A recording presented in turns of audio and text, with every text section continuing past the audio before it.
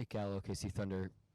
Josh, how does it feel out there in terms of when all the guys seem tuned in effort-wise at the same time, and the sheer number of hustle plays that you guys had, the chase downs in transition? What's happening out there on the floor, and how does that feel? Yeah, I feel like that's just energy and it's contagious. Guys latch onto it, and when you see one guy doing it, the next guy wants to do it. So I mean, it's easy to do that when you're making shots and you've got a lead, but I think the really good teams do it when you don't have a lead and things aren't going on the other end of the floor. So that's kind of what we hang our hats on. Those little plays that can really make or break a game. And we had guys. Everyone that stepped on the floor tonight was big contributor for us, and they're the type of efforts you need against a really good team like that. And as I said, I thought everyone that stepped on the floor tonight made an impact, and that's the way it's got to be. Yeah, you kind of talk about that balanced contributions, 10 different guys have an assist. What's happening within the offense for that distribution to happen? Guys are unselfish. They trust each other, trust the offense, trust what we're running, and we kind of know now. When we move the ball, we've got so many weapons out there that we're going to get a good shot. A lot of the time, and we're going to double down on good shots, and whether they go in or not, that's kind of your recipe to win. And we figured that out now, and we got a lot of playmakers out there. Guys make the right read, make the unselfish play, and guys want to make guys better out there. Josh, obviously, with your recent play, we've asked you a lot about just your confidence generally. I just remember talking to LA, and you kind of mentioned the low points of the whole adjustment with the way teams were guarding you, just emotionally in this recent stretch. Just how good have you felt about the game, just especially relative to your career? Yeah, I mean, it's easy to feel good, when things are going well, but I think if you get caught up in the highs and the lows, it sends your emotions on a roller coaster. And I think just staying level-headed, bad games, good games. And I struggled with that early. Probably the first 50 or so games, I used to overthink everything. A lot of the time when I touch the ball, I would think too much about what I'm doing, and it's hard to play that way. It's hard to play freely and confidently when that's what's happening. But as I said last night, I just tried to stay with it. Stay in the gym as much as I could, and the work that you do behind closed doors and before practice, after practice, comes to light. And I've been staying with it, and it's good to have this stretch, obviously, but you never know what's going to happen the next night in New York. It could be completely opposite, and you've got to find a way to bounce back the next night and put the last game in the past and keep moving forward.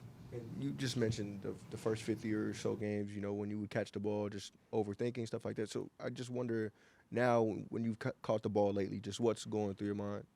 I mean, it's not, predetermined what I'm going to do with it, but being decisive, I guess, not holding it, not overthinking it, just being a basketball player. And I think that's kind of the player I am. I'm trying to make people around me better, trying to make the game easy for other guys. And, when I stand there and overthink things, it makes it hard to do that. So, obviously, the way teams were guarding me, still are guarding me, played a role in that. But a lot of it was just figuring it out on the fly. And I think I'm starting to learn, how to attack it, and some teams do it, some teams don't, and it's not just about me, but it's my job as a pass first guy to make life easy for other players, and that's what I've been trying to do.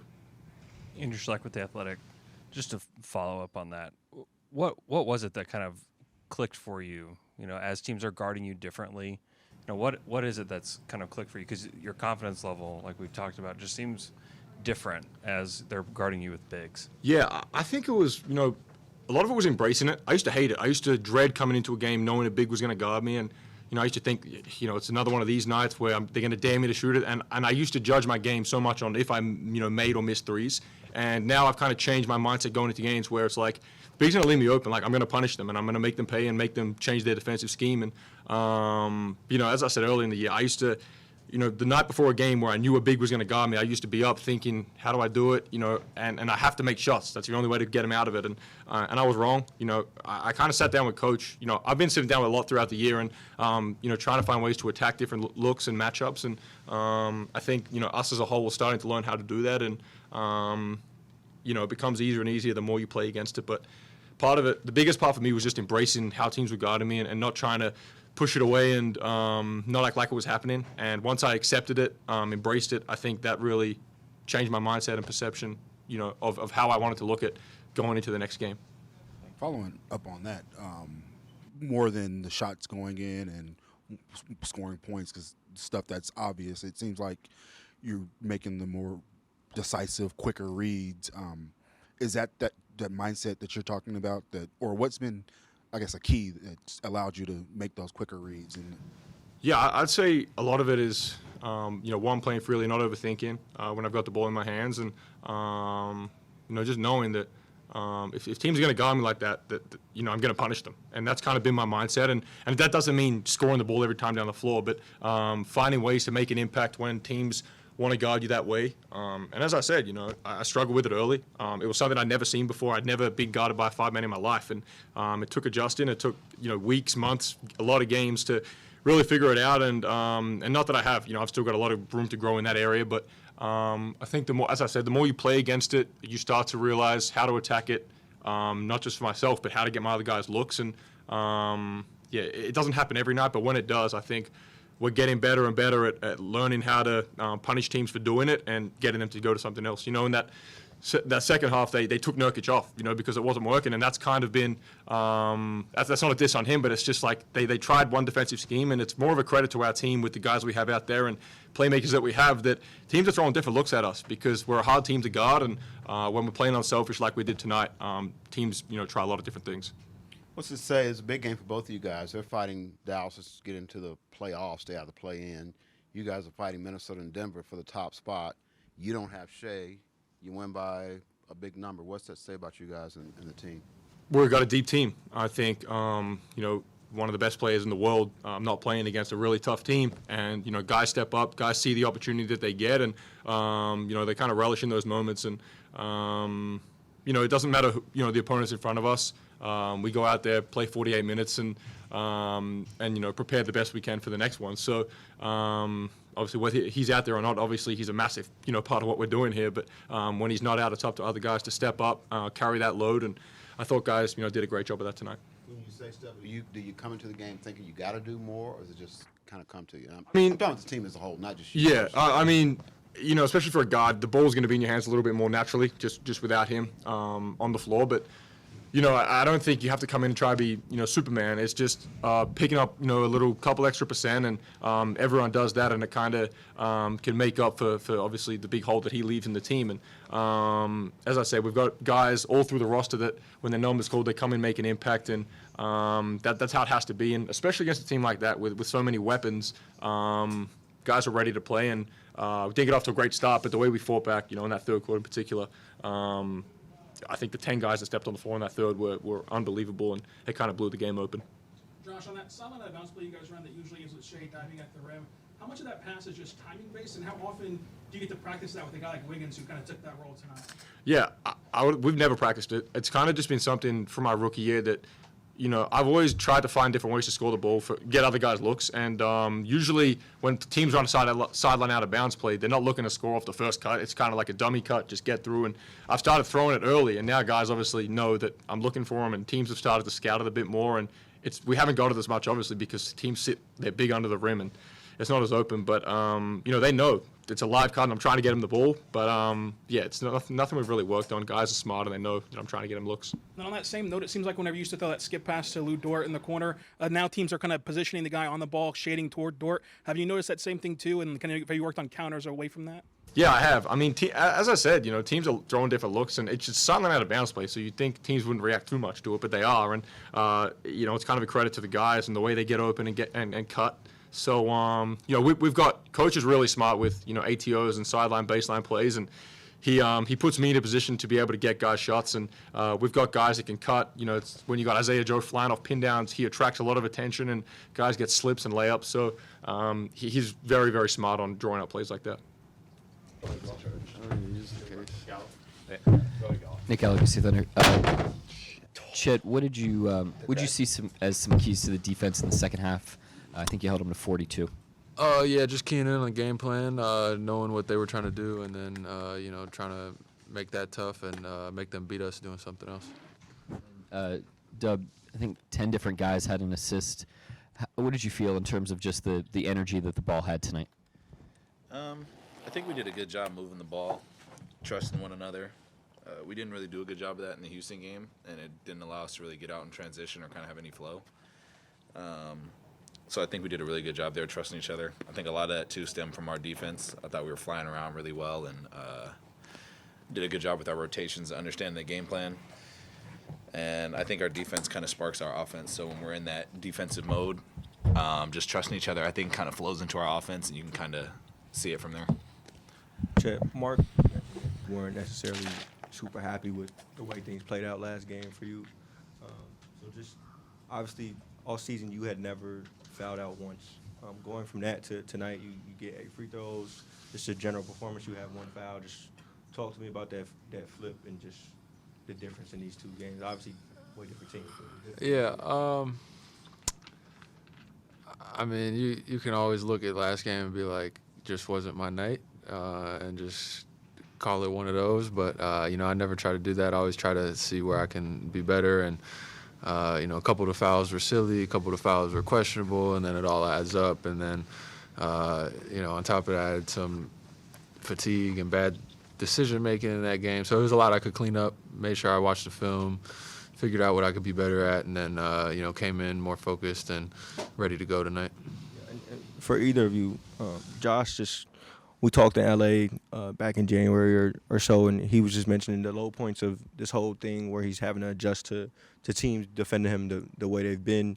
And now, obviously he's had this recent stretch of play where he's been way better. He was just talking about the different approach, the different energy he has for the game. Just from your points of view, just in terms of emotions, like how have you seen him, maybe be different this time around compared to when he was first started dealing with that? I think he just changed his mindset a little bit. We try to instill confidence in him, and I think constantly just let him know that we're here as a team. We're probably going to be, especially during that stretch, the only people at that time, that will be able to be close enough to talk to him and kind of keep his confidence high. I think that just speaks to the volumes, of a person that he is to be able to play through that. I don't think a lot of guys in the NBA will be able to do that and kind of stick with, the drastic change in how people were guarding him. He stuck with it, stayed in the gym, did his thing there, and, you're kind of seeing that come back to light. But I think a lot of that is just stuff that he's doing in the dark, being able to work out and, kind of just stick to his routine and stick to what got him there and just kind of trusting his work. You can kind of see his confidence go from there. Yeah, I mean, obviously he's on a heater right now. He's hooping at a very high level, but that's who Giddey is. A hell of a player. And when teams play us different ways, it's not just a single person's job to figure out how to counter that. Us as a team have to get better at playing against how teams are playing him individually and us as a team. And I have nights like that where teams throw different looks at us. Shea gets different looks. Dub gets different looks. And us as a team have to figure it out. It's not a one-person thing, and I feel like we're in a really good spot with that, figuring out how to play against different looks. And on top of that, he's hooping at a high level right now, getting downhill, beating guys, where he's not just finishing over the top of people. He's getting to the rack and finishing through people. He's knocking down jumpers as well, and making his free throws, playing defense, and making great reads with the passes out of plays and sets and actions too. So, credit to him. And, if you're going to find it at any point in the season, now's the time. So, he's going to keep it rolling. Damn, that was a better answer. Andrew Schleck with The Athletic. J-Dub, last season, Mark talked a lot about you clearing hurdles as you went through your season. I'm curious how you see Kaysen after completing your rookie season, seeing kind of Kaysen go through his rookie season. How have you seen him kind of clear hurdles? 16 points tonight. He wouldn't be able to do it without his vet right here. So just throwing that out there. Let that one flop and hit the floor. Chet's nobody's vet, by the way. He's one of the rookies on the team. OG, right? We're not really into the rookie walls as an organization, so he's done a really good job doing that. I think a lot of it just speaks to attitude. I think when you have a good approach and attitude and you go about having fun with the sport and kind of embracing the obstacles of an NBA season, it allows you to play really well and get through a lot of stuff that might stump other people. His confidence is really high all the time, and I think he's just a good human. So I think when he goes to his approach of having off games or, just the challenges of being in the NBA for the first year, I think he's done a really good job being optimistic with it and kind of buying into the team, understanding his role on the team and trying to be the best at that in it. I think that served him really well. And then, he'll have nights like this where he plays extremely well, and he's been really consistent for us all year, especially in the role that he's in. He's picking up the best defenders on basically every night. Picking up the best offensive players on the defense side every night, and he's doing a really good job of that and embracing his role, and he'll continue to do that for us. But he's been really consistent with his work ethic, his attitude, and just stuff like that, and it's obviously shining through. And then what have you guys seen from Isaiah Joe as he kind of expands his game? He had a career high 6 assists a couple threes. in the last game. Dunked somebody crazy yesterday. Did dunk somebody crazy 2 days ago. Yeah. We've seen a lot from him. Everybody sees the threes, knows how well he can shoot the ball. Other teams, that's the top thing on the scouting report for him. But, he does so many other things for us. Like you said, the passing today, he sticks his nose in every play on defense. He's huge on the glass for us at times. And, he's really not a one-dimensional player. The shooting shines through because he does it at such a high level. But, as a team, we don't kind of let everything else he does go under the table. We definitely recognize it. This is a question for both of you. I was just wondering, from the outside looking in, it seems like defense is the hardest part for us to evaluate, not kind of knowing the ins and outs of the NBA. What do you guys think is the most overlooked part of defense? Same thing K. Rich said today. Can't picture yourself out there sliding your feet on I some personally of can't, these Chad. guys? I really can't. Go ahead. I'm going to go. I think the biggest adjustment for me, especially this year, has just been trying to play as hard as you can without fouling. There's so many different ways offensively to draw fouls that me and you have not figured out yet, I'm going to be honest. How many free throws? Part of it is figuring out how to do it, and part of it is there's an art to getting fouled, and a lot of the main players have to do it. with actually getting the call too. There's a sell aspect of it. So I think defense is and just. You also have to earn your way enough in the league where that you get that call. Whereas You guys writing that down? certain guys get certain calls that certain guys might not get. Yeah, so you got to understand that's a big part of it, understanding who you're guarding every night and tendencies. So I don't know who did K. Rich get asked that question or something similar to that today. Yeah, I think it really is playing without fouling because you're playing so hard and you're trying to gauge how physical you can be, and you got to see how the game is being officiated. So that's been my biggest hurdle, and something that I think any defender would probably say. You have to defend guys different every night and kind of understand how they like to get to the free throw line and just things like that. So I would definitely say defending without fouling and still being there to contest shots. So there's a lot that goes into that.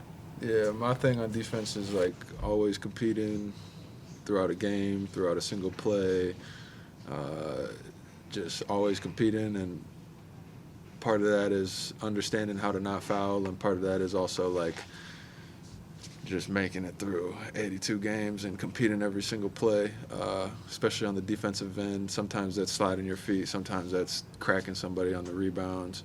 Sometimes that's, communicating screen coverage is just trying to understand that we got 82 games, but every single play is super important within that. So not losing sight of that and then really locking in on each play so that we can get those handled.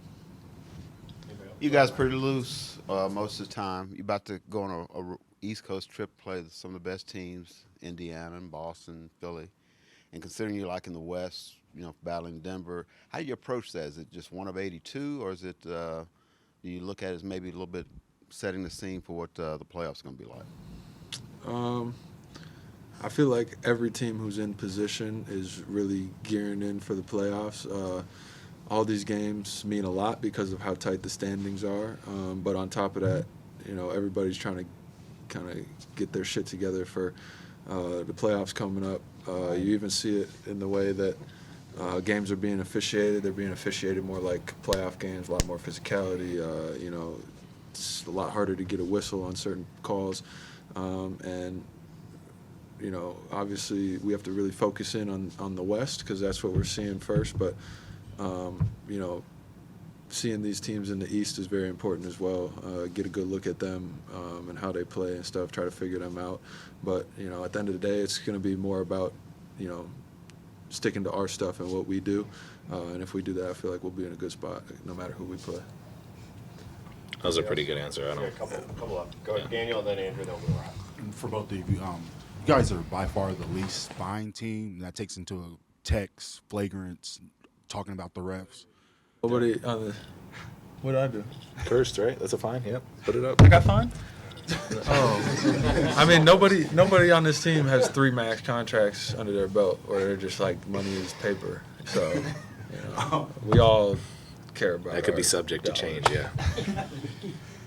Mark talks about how he tells you guys to not argue with the refs and because let him do that. How much of that has allowed you guys to not how much of that of him telling you guys that allows you guys to not argue with the refs to get a tag? They're human. They make mistakes. Yeah. Just like I do. I When miss go out there shots and on mess the up, turn the ball over. They miss calls. It's part of the game.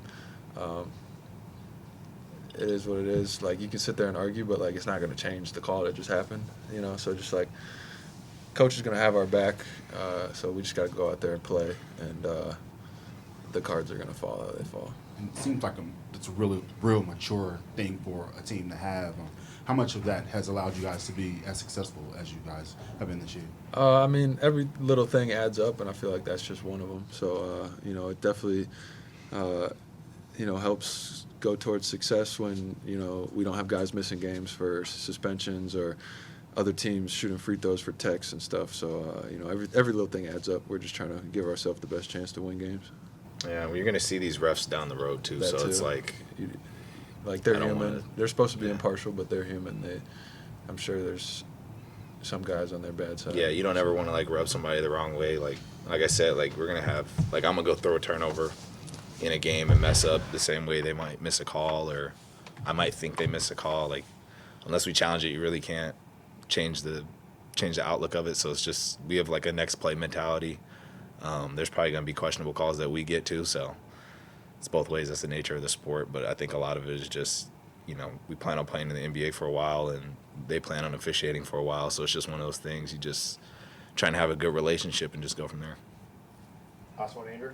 Yeah, you mentioned getting calls earlier and selling calls in particular. What have you learned about that? You guys are both young in your career so far, but what have you learned about that? I shoot 2 a game. I have no idea. I'm still trying to figure it out. Honestly, what I've learned is just don't shy away from contact. If you try to go out there and play with force and be physical, you'll be in a good spot. Obviously, there's some people who are great at just drawing fouls. But as a rookie, I'm not going to game plan my game on that. I'm going to go out there and just try to play with force. And, when I do that, I see my free throw numbers go up, and when I don't shoot free throws. So. Is this something you guys go to Shea about? Obviously, this is something that he's done very well. Yeah, he's I got mean, a little bit, yeah. But I think at the same time, I try and predicate my game on not really needing a foul. During the summer, I was working out on getting hit with layups and just expecting nobody to call a foul. I think it kind of helps me be efficient and just kind of play through contact. So I'm not going into every game and I'm like, okay, how can I get a foul here? It's just something you kind of pick up as you play in the league a little longer. Probably pick Shea's brain a little bit just as far as we kind of do a little bit of the same stuff. But I think some of that just comes with time. But there hasn't been a real emphasis on it. I just try and play. If I get fouled, being able to more so make the layup and kind of anticipate not getting a call. I think that's kind of served me the best way. Thanks, guys. Nick Gallo, OKC Thunder. Mark, would you make it just the energy that you guys put into the game on offense in particular, the way that I think 10 different guys had an assist, you get 33 assists and just are efficient all night long? Yeah, I thought, our attacks were sharp early. We obviously had a great shooting night, so that helps, but did a really good job of just staying on the gas against that team, following our plan. Our defense, in the first quarter was just a little bit loose. They were able to get us in rotations. And then once we tightened that up, we really, were able to stabilize the game and finished it throughout. We won every quarter, which I think speaks to the consistency. And I thought the defense second quarter on was really, really good. Part of that, the sheer hustle play, the number of fast breaks that you guys blew up. What's it feel like as a coach to see the guys making those extra efforts? Yeah, we had the juice tonight on both ends of the floor. Really competed, did it together, did it on both ends, and were able to sustain it for the most part for the 48 minutes. So, gave the effort that we needed to give to play that well against a team of that quality. Mark, it felt like, especially early on, you guys are going to a lot of the high post stuff, the DHOs. Is that to that degree? Is that a personnel thing tonight? And just what you like out of those actions? What you like in the half court generally? I mean, that's just attacking them, to be honest with you. Trying it. They do a good job of not cracking, and you got to kind of work a little bit to get your cracks against them. Once you drive it, you can get them into rotations, you can get to the paint, but their initial help is really, really tight, so we were just trying to loosen that up a little bit. I thought Jay Will did a great job in those situations, kind of quarterbacking for us, and the guys did a great job moving and then playing decisively on the catch. And obviously now 2 games without Shea, it's a relatively interesting sample. Like, I just wonder, because obviously he's such a big part of the operation, he will be back. Just what do you take away from these pair of games? Like, what is like the underlying theme that actually can stick or connect to the next few games when he does return? Well, hopefully identity-wise we look about the same. The goal would be, regardless of who's on the floor, we're kind of the same team. And then I do think him being out, it has allowed some guys to stretch a little bit, even just from a minute standpoint. He plays 34 minutes a night and obviously plays a large role in those minutes. And with him being out, we'd like him back as soon as possible. But with him being out, we can stretch our minutes a little bit. It forces guys out of their normal role a little bit. And I think has given some guys some confidence and some swagger that we can carry forward. Andrew Schlecht with The Athletic. Josh has had an up and down season, has had a really nice stretch recently, not just shooting the basketball, but it seems like in all aspects of his game. But what have you seen from him lately? Has there been anything different that you've seen in him just in general? I mean, he's obviously playing with a lot of aggression and confidence right now. I think it's a good lesson to just understand that there's a lot of ups and downs in a player's career. The guys that play for a long time, there's a lot of ups and downs in the season for individual players and for the team, especially young players. He's experienced, but he's a young player, and so he's done a great job of just kind of persisting through everything. I think the cross matching was a real challenge for him. It was a little unexpected, and he hadn't handled that before, and so it took him a little bit to calibrate. But lately, he's been able to tap back into kind of his identity as a player, his aggression, what makes him really good, and he's bringing that every night. They did that to him tonight, and he looked unaffected by it. One of the big stories in your last matchup with the Suns was Yusuf Nurkic's 31 rebounds tonight with 3. Like, what did you see from your group that was different from the first game? I thought, Chet specifically did a really good job, scrapping and keeping him off the glass. We had an emphasis on trying to hit him early in the game and set a physical tone with him, so that he didn't get kind of that rebounding confidence that he got last time. But we just played really hard tonight. I thought, we played hard in our initial point of attack. We played hard in our closeouts, and we played hard in all the hustle areas that, you guys are mentioning. Seems like Gordon Hayward's been more aggressive off the catch, these recent games. How have you kind of seen him evolve kind of as a guy who's looking to integrate himself into the offense as a scorer? Yeah, I mean, I think our offense is a little different from what he's played in for a long period of time, and so him understanding kind of where his cracks are going to come from has taken a little bit of time, but he's doing a great job, of doing that, and he's fit right into what we're doing. He's right about where we expect him to be at this point, and he's really helping us. When he's on the floor, he's additive, and I feel very comfortable with him out there. And it seemed like Jay Will really had a good impact in this game. Was there anything specifically about this matchup or just this game in general that you saw from him? No, I thought, it was one of his better games in a while. He played really well. Played really well defensively around the rim. Played really well offensively, like I mentioned with Joel's question in terms of the quarterbacking. And even, they went small in the third. They put Durant at the 5 and had, 5 perimeters out there. We kept him out there, and he did a really good job in kind of the closeout game in some territory that he's probably not used to. So he played a really good game. Was there something you did with Booker and Durant had a big game? Booker and Beal never really had an impact. They shot it well when they got it, but they didn't really have much of an impact on the offensive end. I mean, similar game plan that we use on all the scorers, all the guys that are just real threats.